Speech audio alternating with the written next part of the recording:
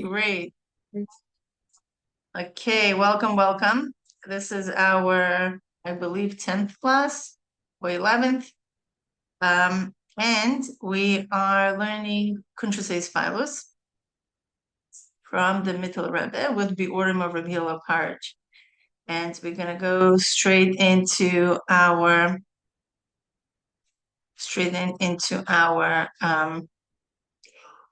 screen. And here we go. Yeah, and we're going to go to summaries. Baruch Shem.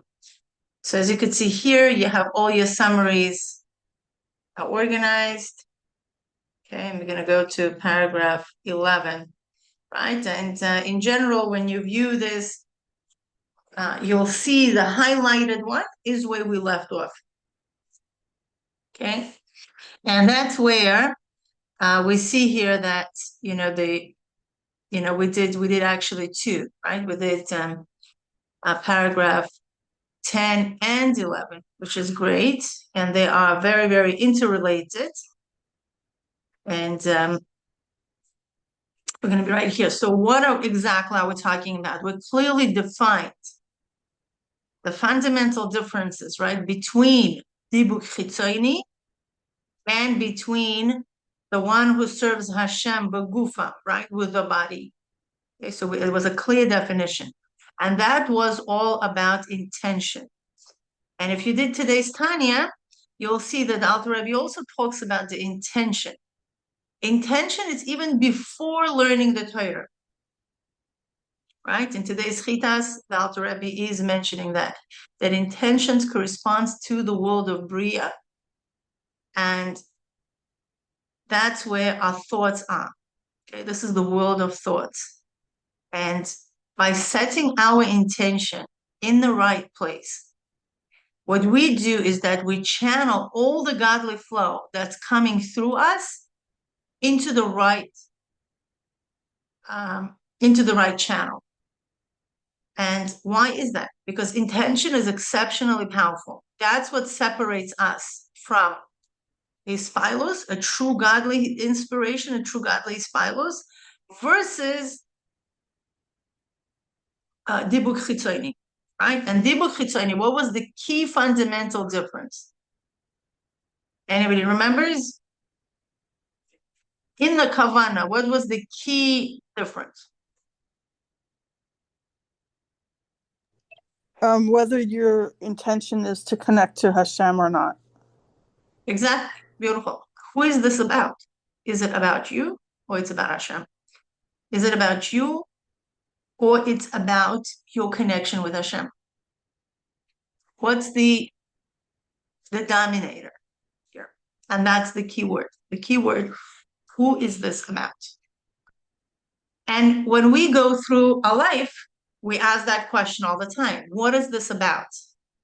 Is it about me and my gratification? Or I have a yearning. Okay, and that's a key difference. A lot of times people take this to another extreme, where they completely shut the ratzoh. And if you remember, we discussed that, where people completely like, oh, the Hahispaalus is bad. The Hahispaalus is a place where I could completely be misled into a klipa, into dibuk chitzoni. Oh, no. So therefore, I'm not going to feel anything. And that's a very wrong path as well, because then they shut down the heart. And why this is wrong? A person might say, like, I just be on the safe side. I just don't feel anything. And I don't need to, ask myself hard questions. What is this about? Me, about God, about that? Safe side. What would be my safe side? I just don't feel anything. Then nobody's going to come with me with questions. Because we are talking about very fine matter, a kavana. Who knows about the kavana of the person? Only the person themselves. And a lot of times, especially in such a confused generation as ours, we're not even aware about half of our kavanas, because most people do things on such an automatic way that we might not even know what's going on within us. So live alone to have clarity of kavana. So let me just not feel anything. So I'm not going to be, blamed that I did something wrong. That might be an idea and a path for a person, but it's wrong. Why is it wrong?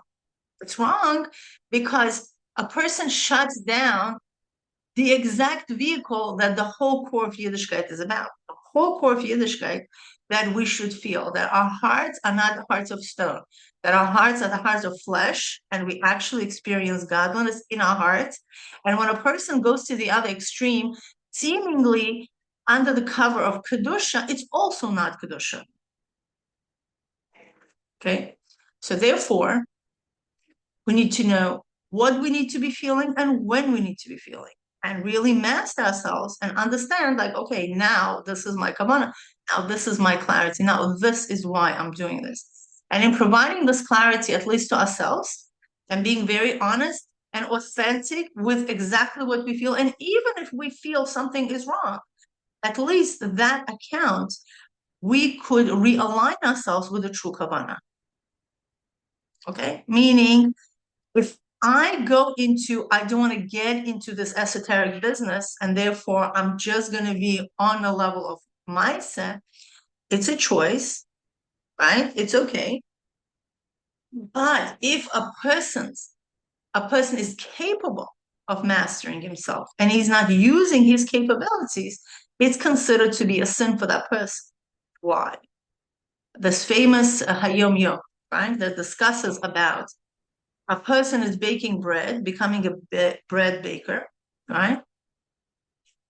When he has a capacity to be a jeweler merchant, meaning understands, he has the fine tune capacities of understand and to distinguish real gems from fake. I mean, not every bread baker knows that, right? Everything that sparkles, it's amazing. But you need to have special chushim to differentiate that.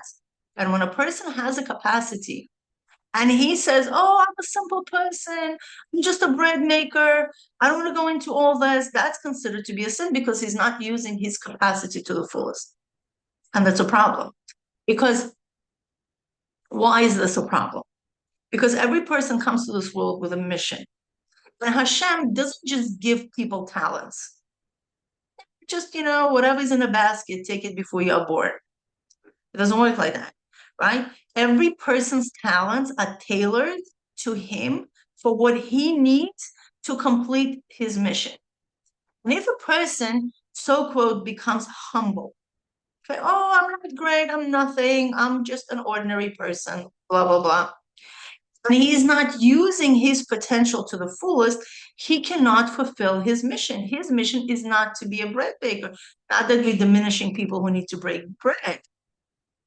To bake bread bakers are very essential workers, okay? And they have to be respected for what they do if this is the mission in life, to nurture people with the bread. But if the mission is not to make bread, but to be something for more refined things, okay? And that's why he has that quality to be more attuned with higher things. And therefore he says, no, I want to be humble. I just want to have a simple life. And, I don't want to get complicated. It's a problem because, what happens when a person doesn't fulfill his mission? He's being sent again and again and again, until they actually rectify and serve Hashem fully. So why should we waste our lifetime? Let's just do what we need to do. If we do have a capacity, let's just do it. Anyway, so the fundamental difference between Dibuk Chitzoni and Ovdei Hashem Begufam is the kavanah, okay? Is it truthful or not? Why am I doing this? Am I going it to feel my own and gratify my own greatness in my own eyes and my self-importance? Okay. Or am I doing this to connect to Hashem? Now, disclaimer, that does not mean that a person is nothing, he's not supposed to feel anything or anything like that. That's bechol doesn't mean at all. A person could be great, right? And when we look at Moshe Rabbeinu, for example, right? Moshe Rabbeinu, it was the most humble man that ever lived. And if you look at it, you'll read Tanakh. He argues with Hashem. He stands his ground. He protects the yidden, right? So he is not nobody. It's a wrong impression that a person has to become nobody. Being aligned doesn't mean you're nobody. Okay? Being bottle doesn't mean a person is a broken keli. Okay? Being aligned is that a person has clarity who he is, why he came here, and what is his path at this given moment. That's what clarity means. He's not doubting that reality. And if a doubt is there, he works with that doubt. He takes care of it. Okay? So now, having that clarity, what are we doing? What are we doing it, etc., etc., that's a great thing. Then we went a little bit deeper, right? In the summary 11, you'll see here. Now that we have clarity, right? Are we in Kedusha or we are in Klipas Noga? Okay. After we establish that clarity, okay, what we will do is that we will now rectify what's the difference between of the Hashem Begufa and of the Hashem Benishmasam. And that's where we need to get a little bit more refined. Because as higher we move, okay, as higher we move in our consciousness, in our awareness of God, the difference between the levels is going to also become very refined. Okay, so we need to, develop that sensitivity a little bit. So the difference was between of the Hashem Begufa. Okay, what was the difference between of the Hashem and Nishmasan? Who remembers? What was that key word there?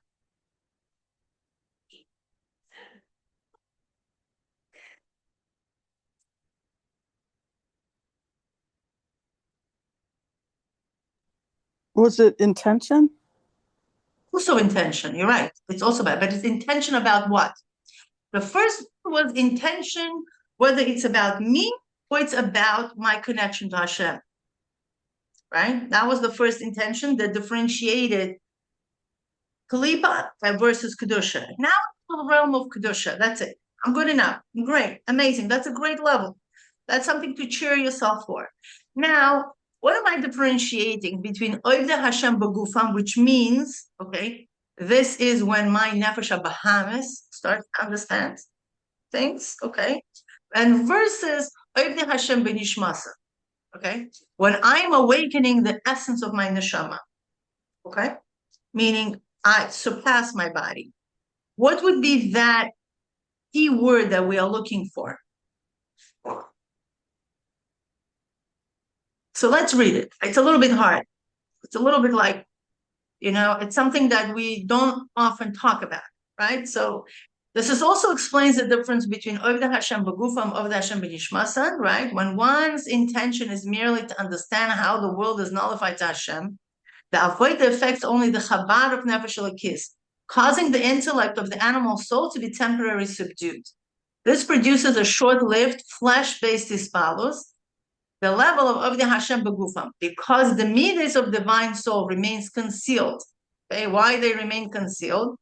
Because the nefesh Bahamas didn't refine her own midas, right? The nefesh Elokis says, I can't live with her together. I'm sorry. You got to be refined. I cannot reveal myself. It's too intense. Now, however, when one true intention is to cleave to Hashem himself, beyond all the worlds and beyond the intellectual comprehension, then his bonus is directed towards removing the concealment of the world entirely. Such intention reaches the yechidah, the deepest essence of the soul, awakens it, and brings it into revelation. The resulting Hahispaalus is not temporary or emotional, but a divine vitality, chayos elokus.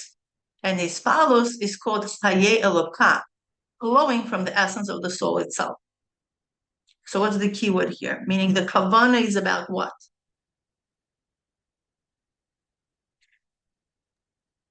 Connecting to Hashem. But I'm also connecting to Hashem in a spelled Begufa. That's it. We're done with that clarification. Meaning the birur was already done between whether it's about me or it's about Hashem. So which right? level, sorry, Mila. So which level are we like, or which nefesh, I guess, are we using So when you we say, differentiate between Oivde Hashem begufam and Oivde Hashem benishmasa. They are both Oivde Hashem. They both serve Hashem, okay, meaning they don't oh, have an intention of, just arousal for their own gratification, for their own pleasure. They don't have it. That's it. They clear, both of these individuals, they're clear that they're doing it for Hashem and for connecting their soul to Hashem, both of them. But oh, one is about what? Bagufa. What's the key word here? goof or So what? what? No. Nefesh Goof. Bahamas. Yeah. What's the key word here? You see, when one's intention is merely to understand, that's it. That's where you lose it. Meaning, that's where the limitation is, to understand. Okay? I need to understand. Whereas it's good, on one hand, it's amazing. You're using your brain, your physical brain, as to how to cook my soup, how to become rich, how to become all kinds of things, right? We're thinking about who knows what. We're thinking about a million things a day. Like it's about not a million things. Scientifically, a person goes through 67,000 thoughts a day. That's a lot of thoughts, right? So we're using our brain definitely. And then he pauses it and he studies Torah and he connects to Hashem. He studies Hasidut. He even does his boyunus on this level. The problem is his intention is, and I'm going to highlight, merely to understand. What he wants to understand? How the worlds are nullified in front of Hashem. But the key word here is to understand. To understand. I have a limit in my understanding, right? You have a limit in your understanding. We all have limits on how much we understand. Why we have limits? The smartest person in the world has a limit to understand. Why? Because intellect is a limited feature. Obviously, it could go who knows what. It's unlimited potential and all that. But practically speaking, it has a limit. Okay. Therefore, my connection, my Hahispaalus, is also going to be limited. Where do we see it limited? This produces short-lived Hahispaalus. That's where its limitation, meaning it's not constant. Okay? It's not constant, meaning I use a limited faculty to understand that results in limited Hahispaalus in a certain degree. It's a true Hahispaalus. Don't get me wrong, it's not Kalipa. Has to say that. It's a true, genuine Hahispaalus. But since I am using a tool that's limited, obviously the light that will be contained in that limited tool is going to be limited. So sometimes I'm going to have Hahispaalus and sometimes it's not. Sometimes it's going to be 5 minutes, 10 minutes, 20 minutes, but it will not fully transform me. Okay, that's an amazing level to be at. We should not look down at this level whatsoever. It's a nice, beautiful level. Albeit we should all rise up to this. Okay, meaning I'm using my brain to bring in divine light into my brain, through my brain into my heart. But because I am trying to understand, okay, that will imply its limitation. Meaning the physicality of my brain will have a limitation. And because this is my intention, this is my kavana, okay, it's also about intention. My kavana is to understand, but then I have this now. Now we could actually transcend that limitation by switching the mode to Oivde Hashem benishmasa. What happens then? Okay, now we're not going to be skipping levels, but we just need to understand the dynamics of what happens between with Oivde Hashem benishmasa, which is what? However, when one's true intention is to cleave to Hashem himself, so my intention is not to understand Hashem. I couldn't care less if I don't understand it. Okay? My intention is to know Hashem, to be part of him, to feel that I'm not a separate being. Okay? To merge with Hashem, to align myself with his truth. And when this is my intention, what happens then? Now, I want to understand him beyond all the worlds, beyond intellectual comprehension, because I understand there's only so much I could grasp. Okay? And I don't want to be limited by the limits of my intellect. Okay? Then I still do my yechidah, meaning I'm still going to use my mind, but the purpose is different. The purpose is not to understand how Hashem is unified with the world and therefore he is here, like I see my cup of coffee. You understand what I mean? My intention in his yechidah is different.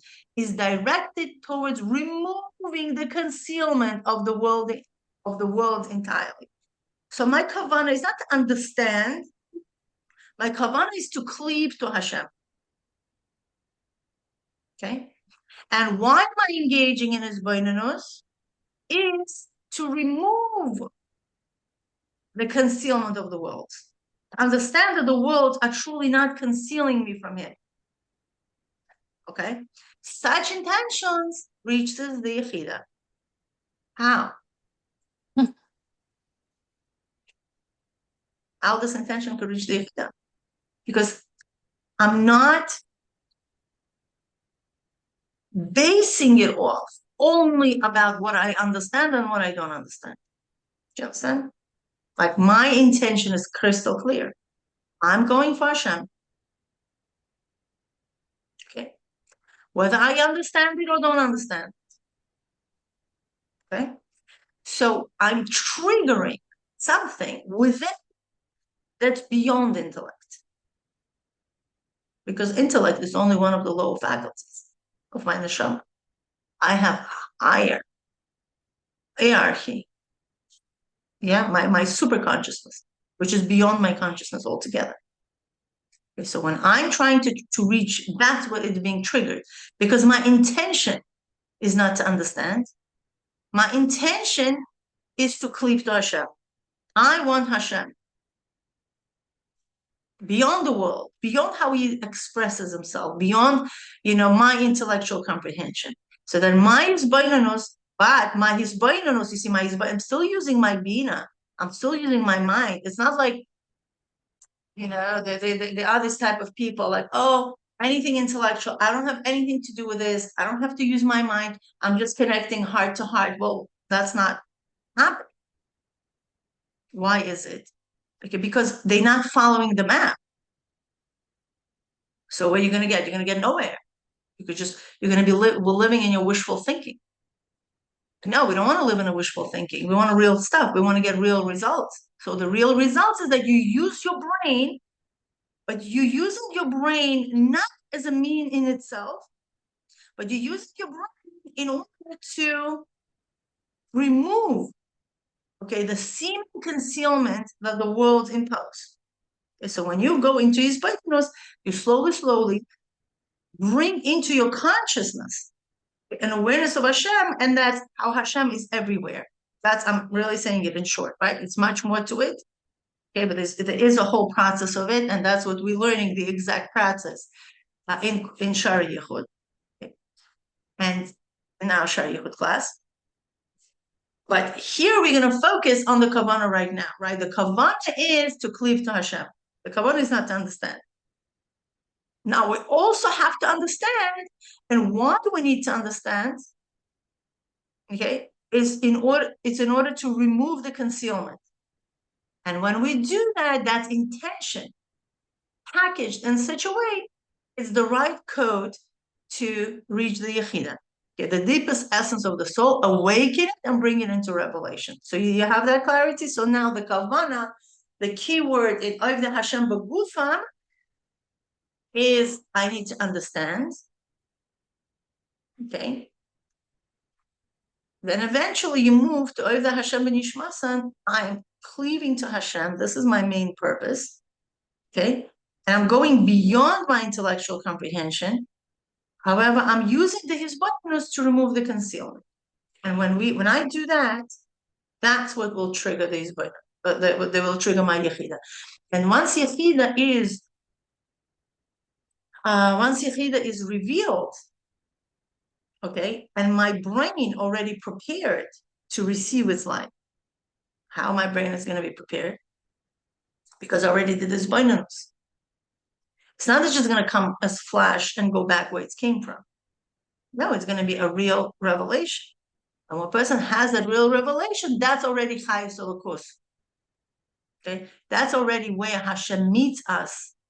It's midah keneged midah. Your midah is unlimited, beyond comprehension, beyond your own limits. Hashem meets you in that same place, beyond your measure of your effort, beyond your ability to comprehend. You see that? It's the same intention. So the intention, again, plays a very vital role in this. Okay, now, and this results beautifully, right? This Hashispaalus is not temporary emotional, right? And it's hayom. It's not me. It's not how godliness is getting downgraded in a way through my kelim, through my limitations. No, I want to go beyond it. Okay, I don't want to be all the time living in subjective reality.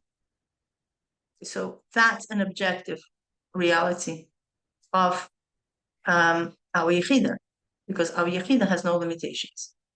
Okay, so this is where we at. Okay, any questions so far about our last week? And if not, we will move further into paragraph 12. I have a question. Sorry, go first. Thank you. I'm wondering whether it's actually necessary to first go through the intellect, because why couldn't one just like spontaneously connect with the yechidah and then things can flow down from there? That's an excellent question. That's where, there is this differentiation between Chabad Chassidus versus not Chabad Chassidus.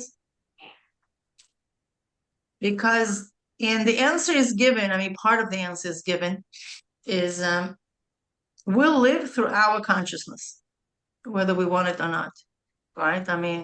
We're all in our own subjective reality. It depends a lot what the source of our neshama is.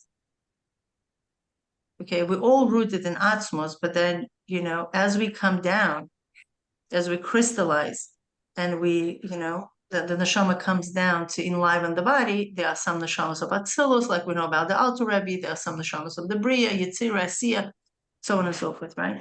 And we're going to go through all these stages. You'll be able to actually recognize yourself.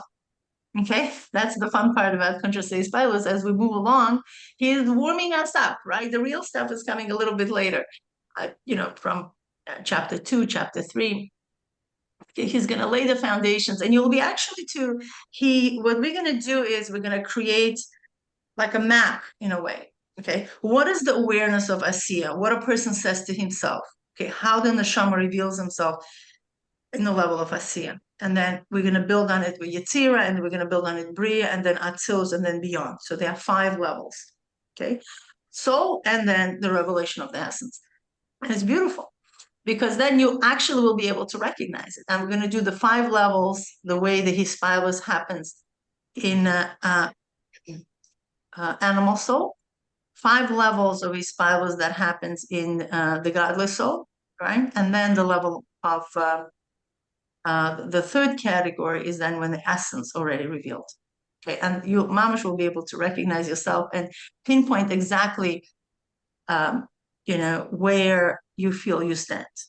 Okay, and that's beautiful, because then you know how to move higher. So to answer your question is that because we are in that subjective reality, how are we changing it? It's not enough just to say I'm connected essence to essence with God. Well, we could say that. It might help for, a little bit. But then we meant to live our life and really recognize godliness in every detail of our being. So how can we do that? We cannot just give a holistic thing. Right? Chapter 5 in Shari Yichud, Rebbe talks about it, where when we are talking about general terms, when we learn Hasidus in general, okay, it gives us a lot of inspiration. Okay, it might give us like awe, like I could pump you, like, oh, you're connected essence to essence, and all these beautiful things, which is true. But then you wake up and you don't see Hashem's revelation in your life. What are you going to do? Because Hashem seems to be far away from you in your own consciousness. Okay, because Hashem is right here, right now. We just don't recognize him. Okay, what is awareness? Is what am I waking up into? Okay, if I'm aware, okay, if my brain primed to recognize God, then it will recognize God. That's where my chushim come in, right? For example, a business merchant that, I don't know, sells silk, real silk, right? He will know how to differentiate real silk from fake ones. How? Because that's his ratzoh. His ratzoh opens up his faculty of chush, and that's his sensitivity. His awareness of real silk is going to be there. Yeah, for example, different doctors, right? Especially in olden days, they didn't have all the machinery. They already knew by the color of the face of the patients, what they needed. How did they know about it? I mean, I look at the patients. Okay, maybe a little pale, maybe a little dark, whatever that may be. Like, do I really know what disease they have? No. But when people could train their consciousness to recognize certain things, right? And they are real professionals. You'll be so surprised. They are farmers. They know when the rain is going to be by looking at the flowers, by feeling, by sensing things. So how can they feel? How can they sense? They became aware of that, meaning they changed the awareness. They studied. They went to school. I guess they have farmer schools. I don't know, like the father told like the kid, whatever way, whatever means of teaching there was, they learn it. So now we don't have that. We don't have that training. Okay, we didn't grow up in a house of a tzaddik or whatever that may be, right? And we didn't develop that sensitivity. So how can you develop that sensitivity? It's through his boidanos. Now, Sagas says, well, just connect yourself to a tzaddik and he will pick you up. Okay, tzaddik be'umunasoi yechidah. Right, tzaddik, when we believe in him, he will enliven us. But that's a very passive way of being enlivened, meaning I'm enlivening through somebody else constantly.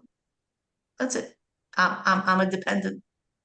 Now, Alter Rebbe, now we're reaching, Yitas Kislev, Yitas Chav Kislev. He, with the mesiras nefesh, discovered and inspired Hasidim to find their own greatness. He said, no, not tzaddik be'emunaso yichayeh will enliven. Tzaddik be'emunaso yichye. Tzaddik here is not a Rebbe. We know that Rebbe is a tzaddik. But we need no proof for that. Tzaddik is the chassid. And with his own toil, in his own avodah of emunah, he will enliven himself. So the Rebbe is there as a guide. The Rebbe is not there to do the work for us. And why is it? Because when we reach our own tools, our own greatness, our own yechidah, okay, that becomes permanent in us. We're not just dependent beings, but we become partners with the Rebbe's work. Okay, not just like,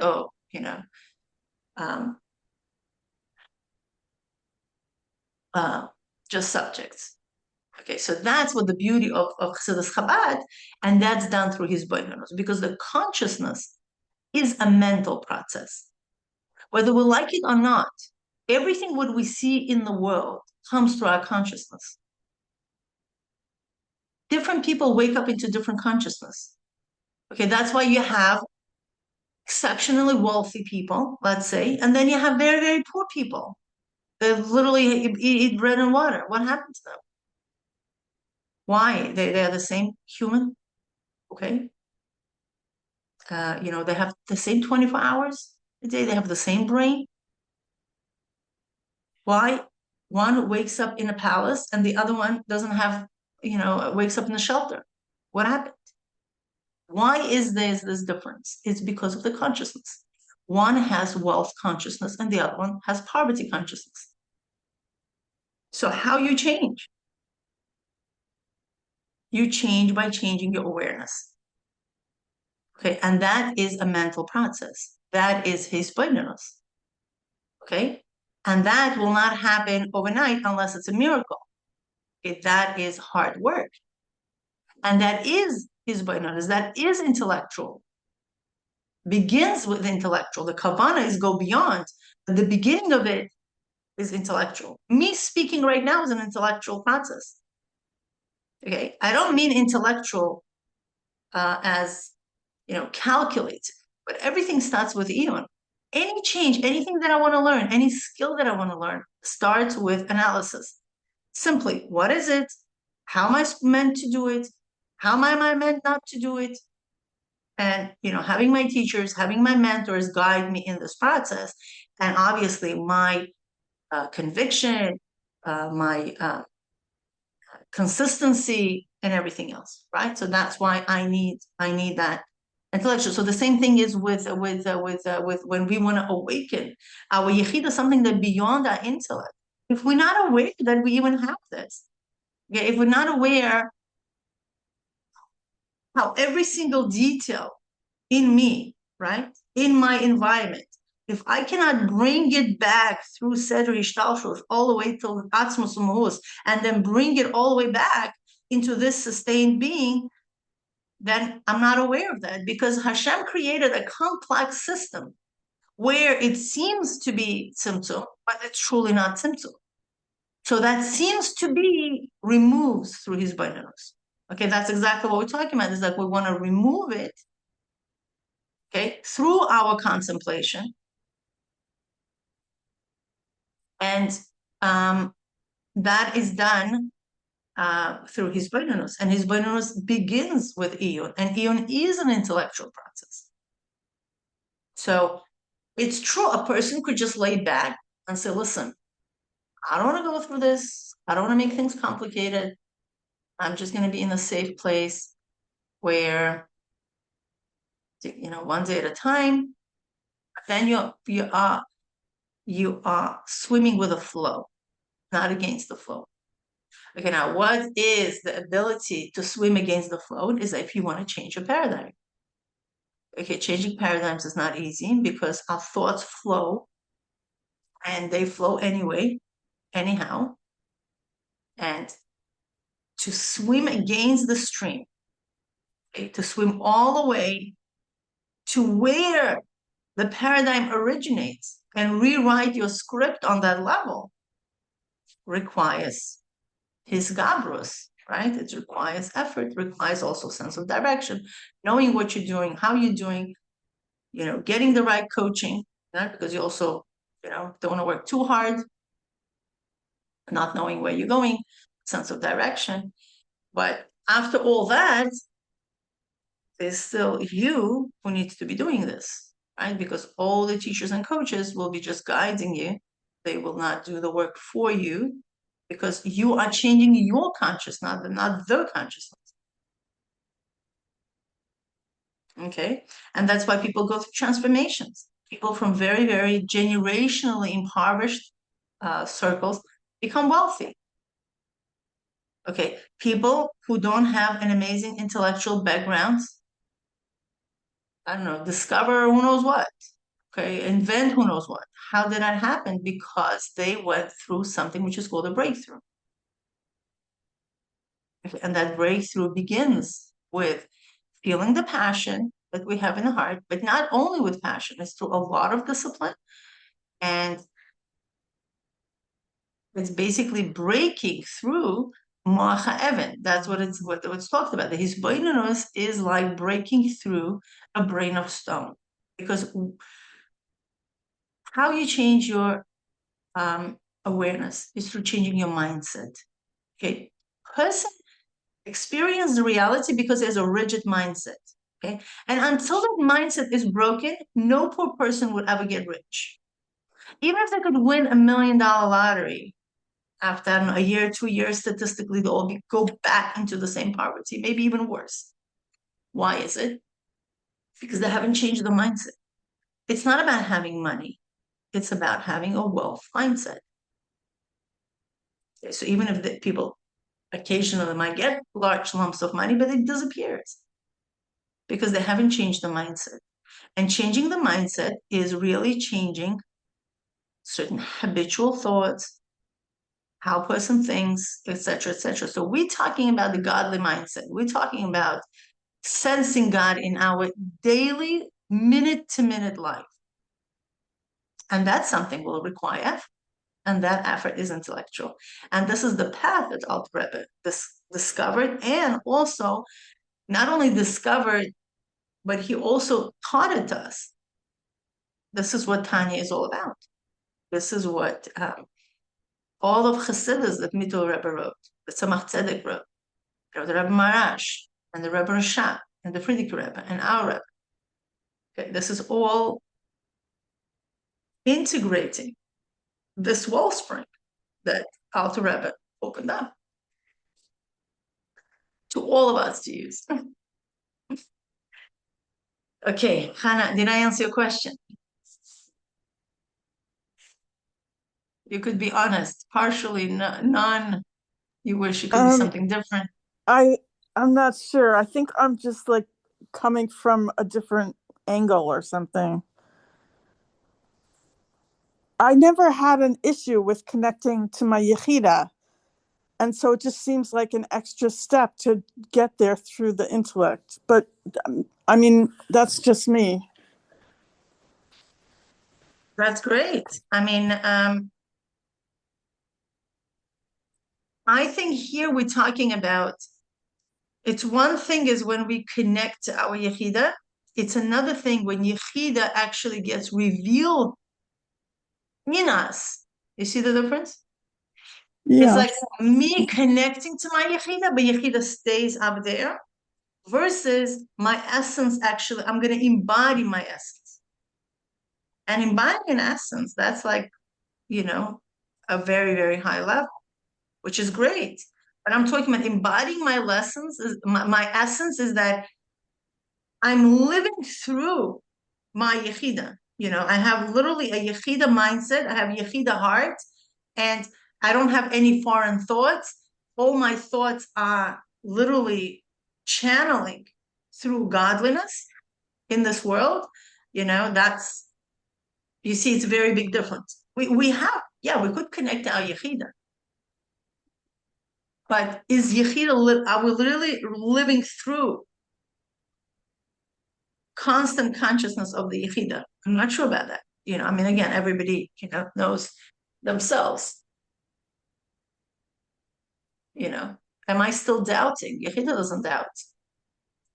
Am I still not knowing which way I'm walking? Is there any time in the day where I don't sense Hashem's presence? You see, yechidah doesn't have these problems. Okay, and when yechidah has a proper keli, okay, through which it could actually dwell in,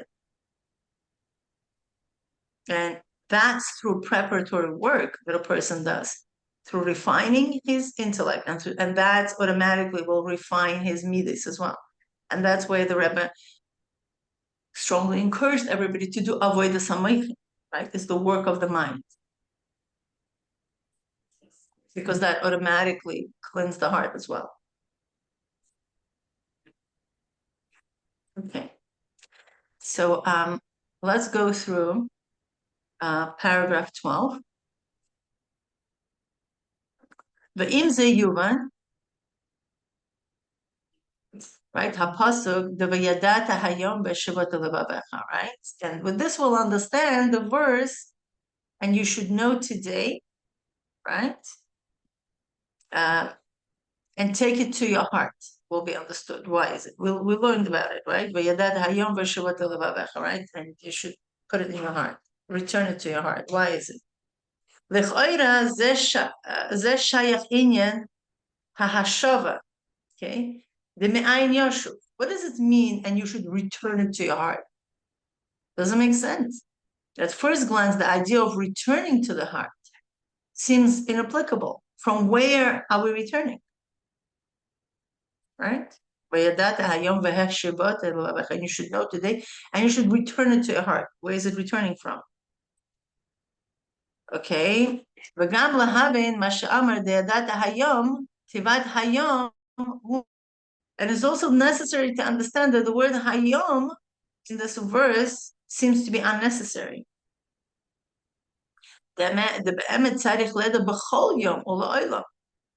Why? Because truly we must know at all times and forever. Why is he saying today?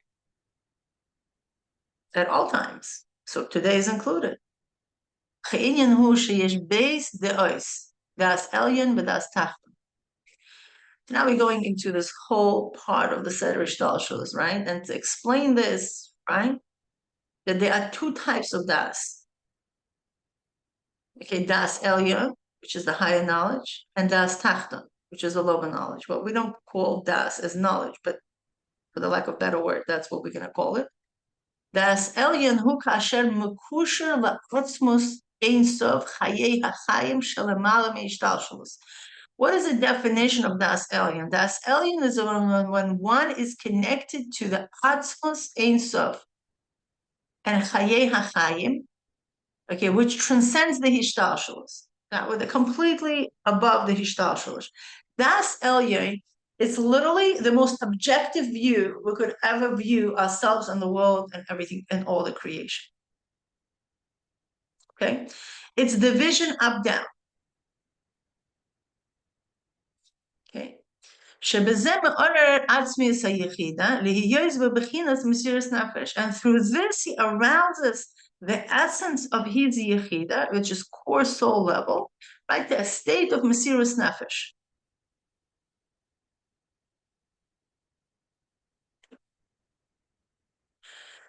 Now, das tachton hu kasher mekasheres atzmoi lebechinas ein sof hanaase makor haolamot.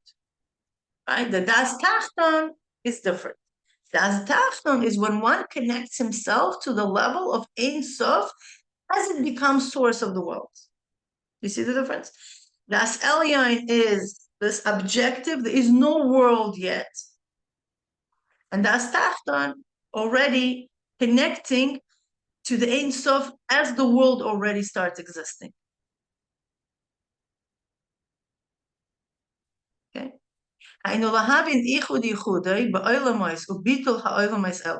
Meaning, what he wants to do, he wants to understand the nature of his unity within the world, Hashem's unity within the world, and how the worlds are nullified to him. Now, let me just pause you for a second. We're not going into it.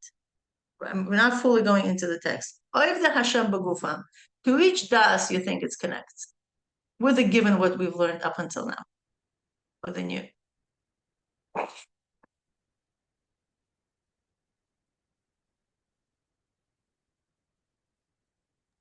What's your question again? So, with what we just learned about Daas elyon and Daas tachton, Oivde Hashem begufam, the lower level of Hahispaalus, to which Daas it connects? Lower. Lower ones, exactly. Why is it? 'Cause you're Because saying- which mind? What? Mhm. Oh no, I was just saying it's the word gufa. Exactly, gufa. Why is it? Because I am looking from a perspective of a guf, right? I'm looking from a perspective of a human being. Human being is a creation. Creation has its own limitation. Understand? So the limitations of the world will become my limitations. I'm looking through the cylinder up. Okay? Meaning whatever paradigms of the world will become my paradigms. Okay? Now, of the Hashem b'nishmasam, it's not like that. Of the Hashem b'nishmasam, they connect to the higher Daas. There is no world yet. That's why it's so liberating, because we're not confined by the limitations of the world. We could always change. How? By connecting to our Daas elyon, and we all have it within us. That's the fun part of it, right? There's not something outside of us. We all have all these qualities within us. Okay, and by us tapping into and connecting and creating a keli, creating a vessel through which our Daas elyon could shine through, is really phenomenal. Can I ask this question? I'm sorry. Sure. Yeah. So are you saying that Das tachton is milamata lamila and Das elyon is milamila lamata? Sure. Yeah. Okay. And in truth, one primarily his kashrus must be the hadas elyon. Why?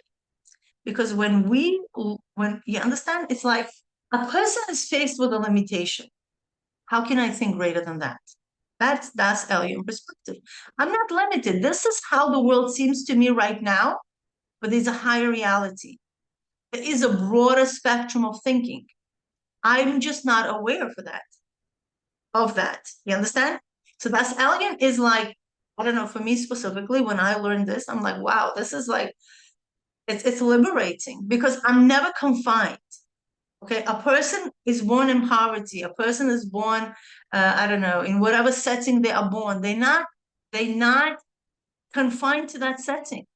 They're not cast in that role. Okay, that's why Judaism is so much richer. It's so much liberating than all the Buddhism and all that whole theology about castes. And if you're born into a caste, you're gonna die into that caste. All this.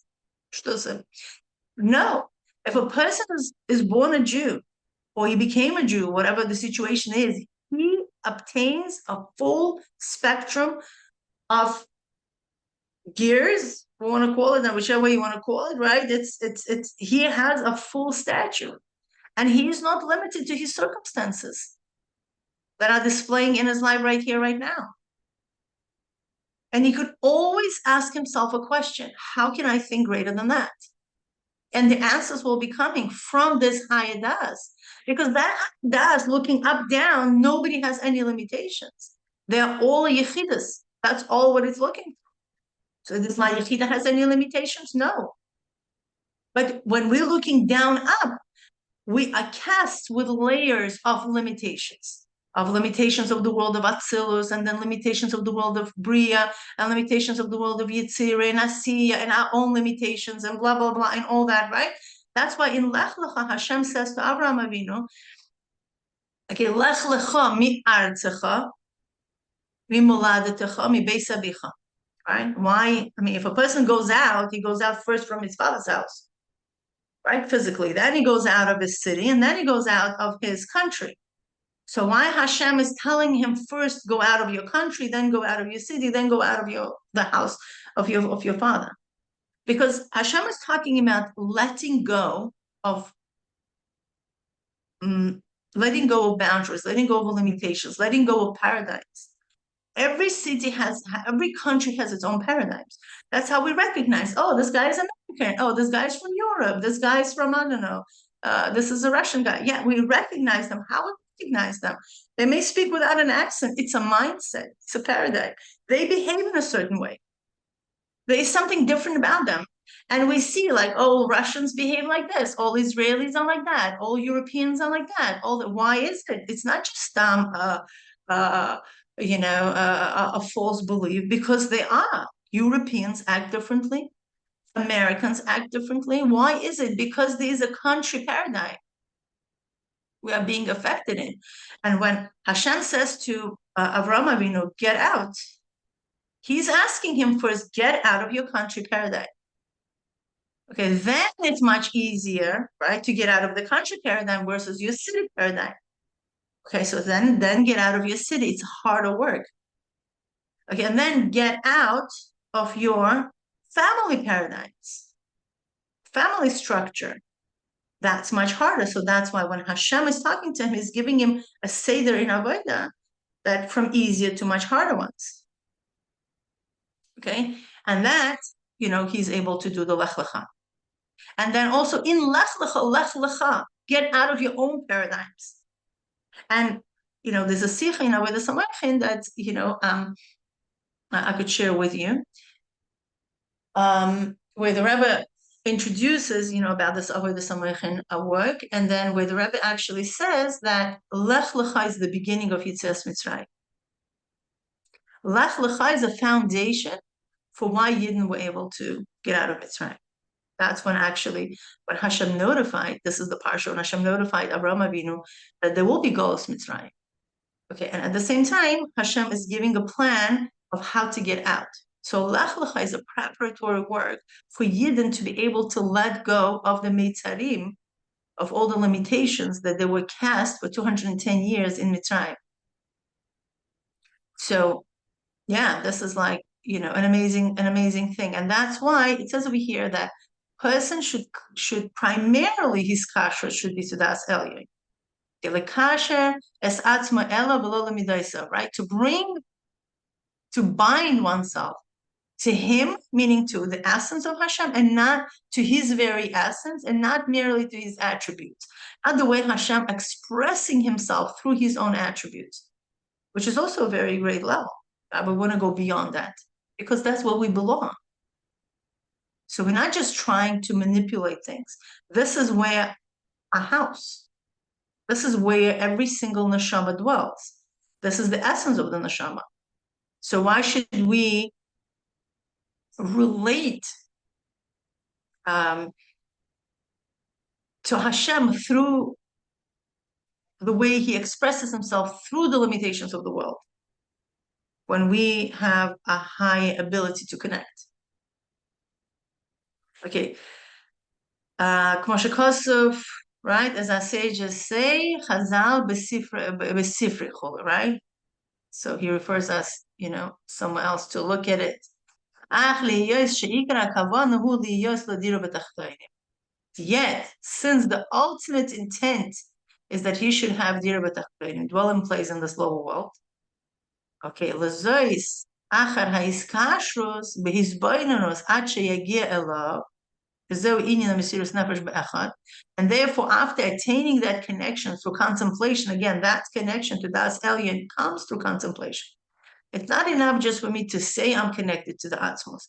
I have to go through all the levels and see how am I connected and rooted in the atzmus. And after I do that, right, through the contemplation, through the hisboinus, until one reaches him, until one reaches his essence, if this is the state of mesiras nefesh be'echad. Okay, so when we say the first Shema Yisrael, Havai Elokeinu, Havai Echad, that's what we mean.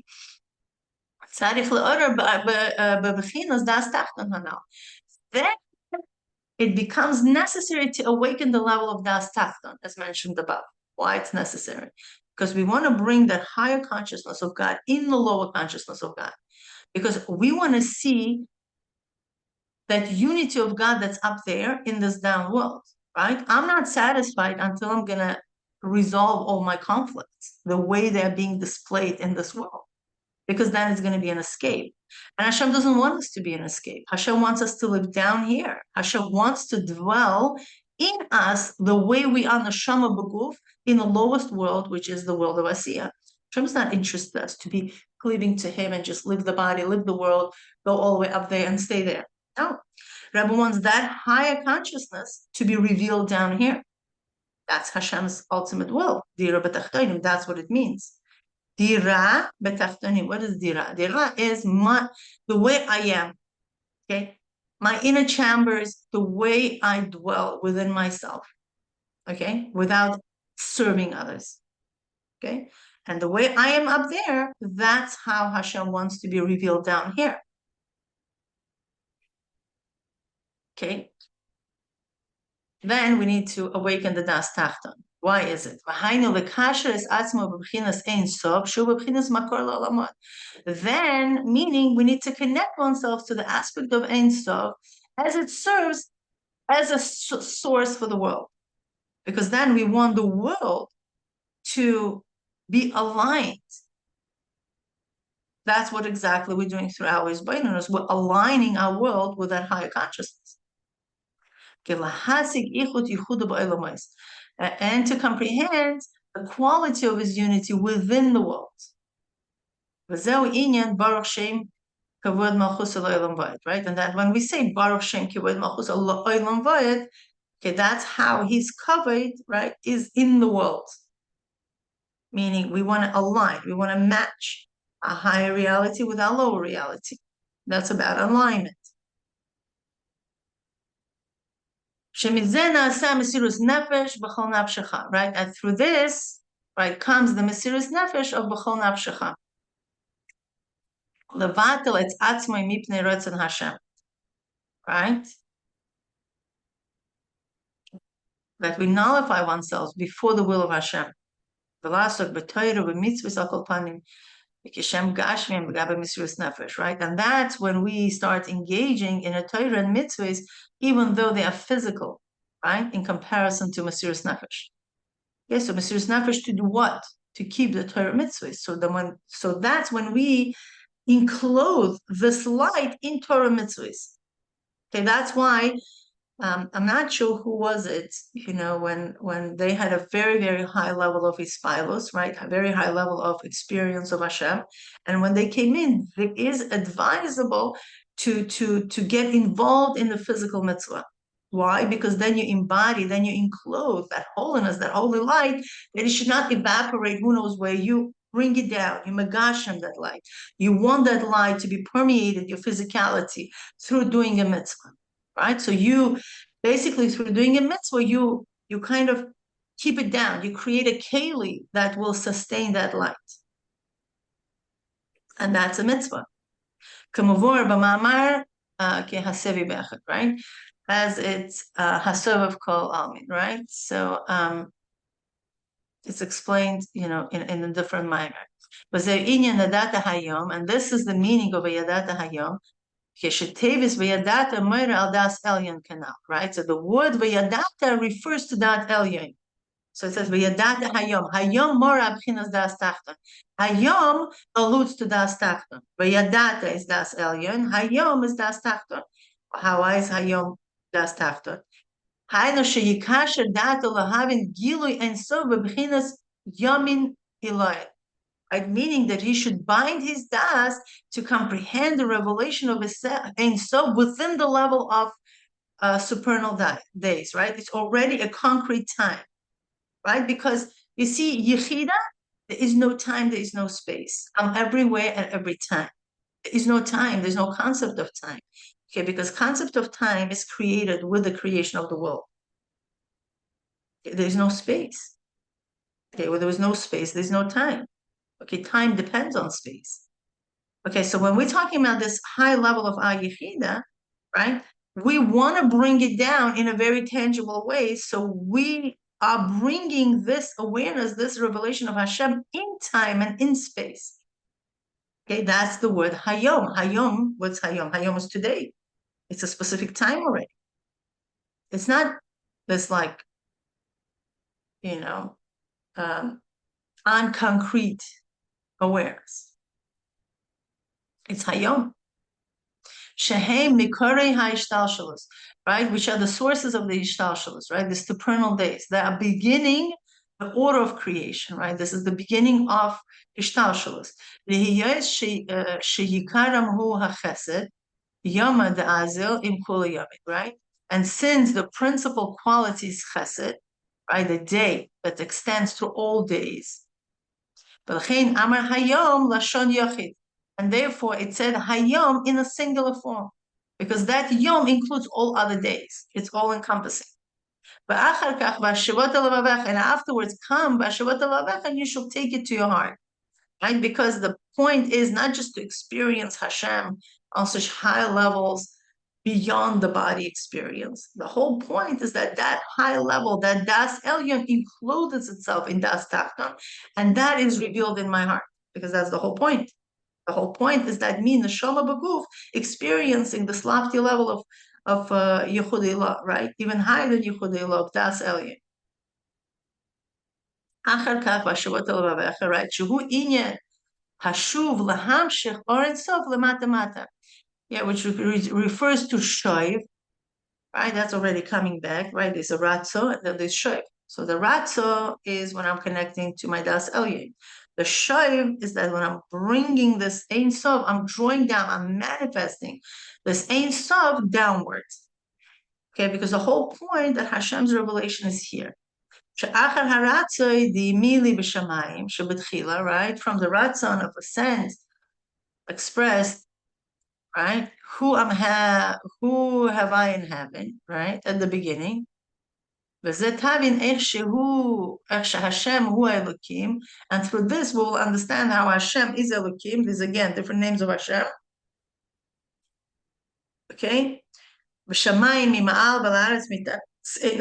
right? In the heavens above and on the earth below is this all the same essence. That's what we want. We want to bring this awareness of essence on all the levels. Meaning that he's found below just as he found above. Okay, so that was a very high passage, and what's the takeaway? Right, so it's true that we established that there are two Daas. Okay, Daas elyon and Daas tachton. The main hishtalshelus should be Daas elyon. That hishtalshelus is in order to bring it into the low world. Why we need to bring it into the low world? He answered that question. Why we need to bring it into the low world? Because Hashem wanted a dwelling place here. Dirah. Amazing, yeah. Because if we are for truth, if our kavana is for truth, right? We want to connect to Hashem. What are you going to do? You're going to do His will, right? Not your own will, because there's no you. Okay, if my main kavana is to do Hashem's will, I will do what He wants, and that is dirah betachtonim. You see, I cannot love you so much and buy flowers the way I like them for you, right? That's like being very egoistic, right? If I'm visiting your house and I know you like, I don't know, pliny almighty flowers, I happen to know. Okay, I'm going to buy the bouquet that you like, because that's a true relationship. And if I'm connecting to you, I'll do what you want. That doesn't mean I become nothing.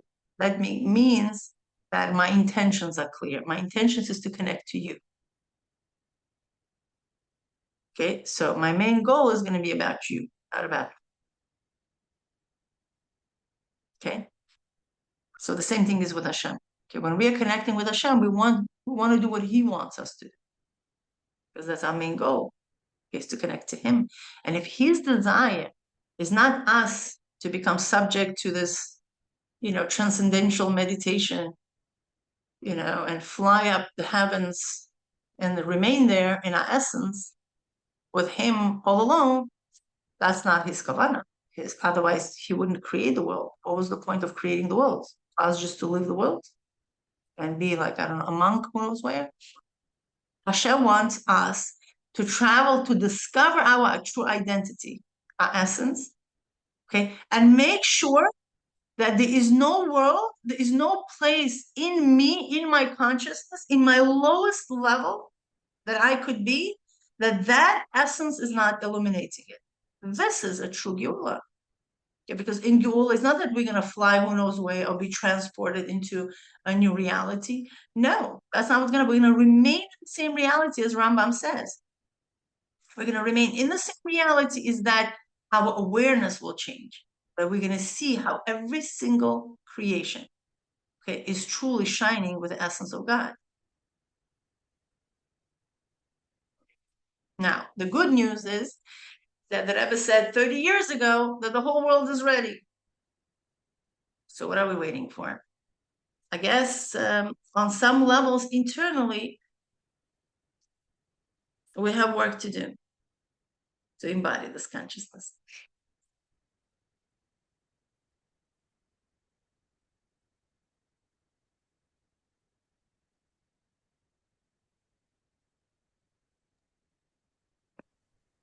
I have a question. What's the difference between connection and cleaving, or from the previous paragraph 10, you know, in terms of kavana, to understand, to understand your connection to Hashem. So I guess my thing is, if I'm trying to understand my connection to Hashem, what's the difference between that connection and cleaving? And or to have the kavana to cleave to Hashem is... Right, so the kavana is kavana. Mm-hmm. Kavana is, I want to cleave to Hashem. But in order to do that, Hashem created a system where I need to understand. Okay, so I'll understand. But that's not my primary goal. My primary goal is a connection. Mm-hmm. Okay. For example, imagine, that's like a very extreme example. Okay, imagine, I don't know, a husband is buying flowers for his wife, right? So now buying flowers is what? The action of buying flowers is what? It's like intention to please your wife. I don't know. Yeah. If she likes, I don't know, roses, so you go buy roses for her. Okay. So it's like she likes roses, right? Somebody likes, I don't know, perfume. Somebody likes both. Somebody likes chocolate. Somebody likes this, right? So there are different things what the person who you want to connect to likes, right? Right. Okay, so now imagine somebody is going to be, oh, my wife likes flowers. I'm going to get into flowers. And he's going to get into flowers and going to get distracted with different kind of flowers and different things and blah, blah, blah. But that's not the reason why you get flowers for your wife. You're getting flowers to connect. She happened to like flowers, so you gave her flowers. She happened to like perfume. That doesn't mean you should go into perfume business. That's not the goal. The goal Right. is the connection. Mm-hmm. Oh, by which means you want to use it. Okay. So the same thing is with Hashem. Hashem wants us being connected to him and him being connected to us. So his bonus is like he's liking flowers. Okay, so now I know I wanna win the heart of this. I need to buy red flowers, right? Mm-hmm. Some people have like, I don't know, some people, I had a friend, she liked sunflowers. So everything in her house was about sunflowers, okay? Like we'll live together in a dorm. So everything was that, right? So imagine, okay, a guy is dating her and he's gonna ask me, Mila, what do you think? That didn't happen. I'm just imagining, right? Right. I could say, you know what? You really want to win her heart? Just buy her sunflowers, come in an orange machine, come in an orange car.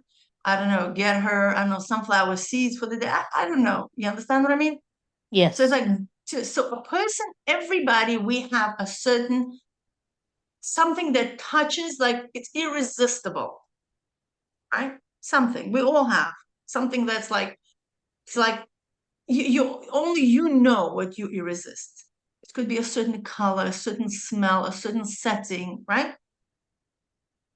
So imagine, your spouse discovers that. Okay. Mm-hmm. So that's not about the setting. Setting is a secondary. The fact that it touches my essence, that's primary. But imagine somebody gets so caught up in a setting or in a prize or in, a gift. Do you understand? That they forget what's the point of this gift.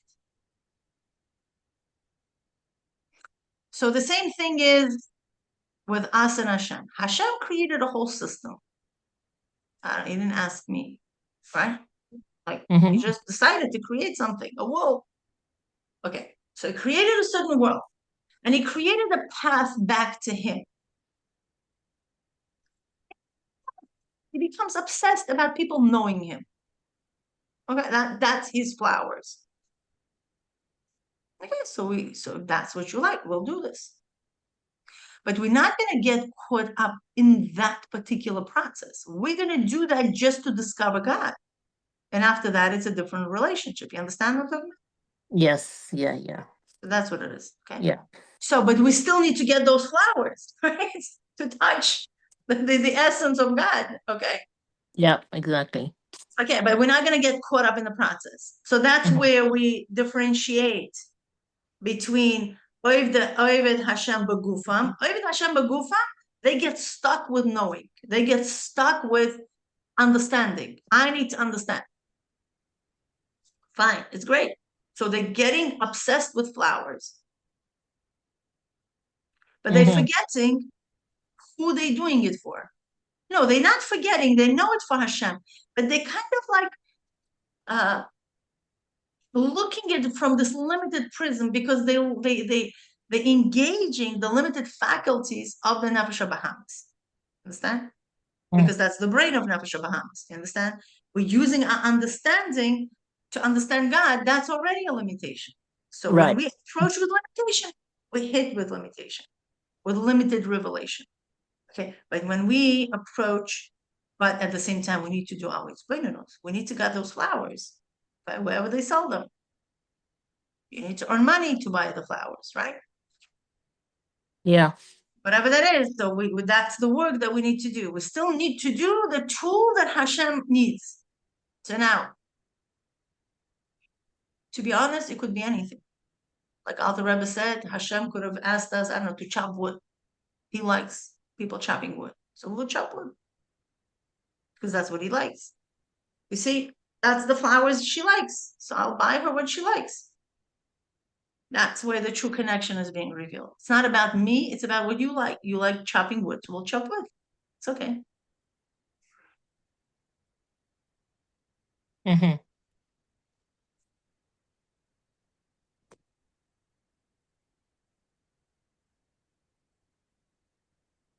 And then we get all the benefits. But all these benefits are secondary.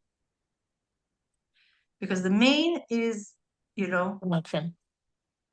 The main is our connection. Yeah. So once we have that mindset, so then everything else, it's much easier to align. It's like a clarity for creation. Yeah. And when we do mitzvos, blah, blah, blah. So the goal is, again, Daas elyon. I want to reach to that, down up perspective. Why? There's a need for that. Because then we are co-creators with God. If I'm always looking down up, okay, I'm always looking at Hashem on creation and Hashem as a creator. And Hashem doesn't like it. Hashem says, you know what? Come. You are Bnei Israel. Okay, come. Sit with me on the throne. We'll do that together. We'll create it together. But that's already much later. You'll see that. Okay. I don't know who's joining us at this hour.